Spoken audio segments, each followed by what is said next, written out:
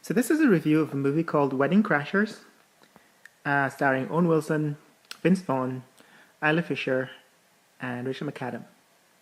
And it's one of my favorite movies. I keep going back to it again and again, watching it again and again. Particularly the favorite parts, which are wedding scenes and family scenes, beautiful outdoor landscape scenes and seascapes, beachside schemes. Okay, so I'm going to tell you why it is I like this movie and what is it that is good about this genre. And then I'll give a critique at the end of some of the things that I don't like. So number one, the first reason is that it's cute and funny. It's just a funny movie. And what is interesting and funny is that they've managed to include cameos from politicians like the Republican Senator John McCain and Democratic strategist James Carville. Just a brief scene at the entrance of the church. Blink and you'll miss it, but that is just cute and funny and interesting. Number two, the concept of weddings as an aphrodisiac is brilliant.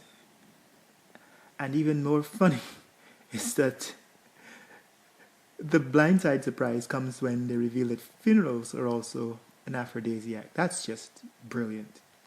So that's number two and number three. Number four, the romantic formula of the chase, the catch, and then the surrender. And I think that is what makes this a romantic comedy, and that's the major feature of romantic comedies. There's always a chase, guy chases girl doesn't want anything to do with the guy, and then eventually he catches her and she surrenders. And that's funny, and that's cute. Number five, the role of wealth and connections in Western marriage is revealed and explored in this movie, and I think that is what really holds the audience, holds my interest, because the city, the scenery, they're all characters in the movie. Number six is the setting, New England, right? This could have been any town in New England. It could be Martha's Vineyard or Long Island, Cape Cod, but it was set in Maryland. And I don't know, something about that New England vibe is really interesting. And to me, it holds my interest. Number seven, the wedding scenes. I mean, I'm a sucker for wedding scenes, and this one had its full complement of wedding scenes, all kinds of wedding scenes.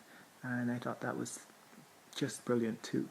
Number eight, the inclusion of elderly actors, the grandmother, for example, and the funny lines they gave her. I thought that was just really funny, hilarious, and I really commend them for including elderly people, because American movies tend not to be ageist, not to include elderly actors.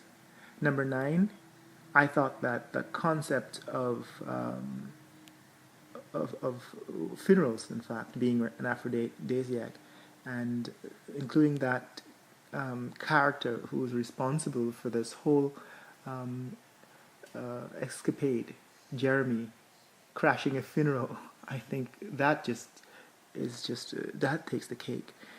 And number 10, I thought that making the underdog win, the competition, between one guy who was really not wealthy or attractive, and in the end he gets the girl, so the underdog wins, and that just is something. It's part of the formula that makes these movies romantic and interesting.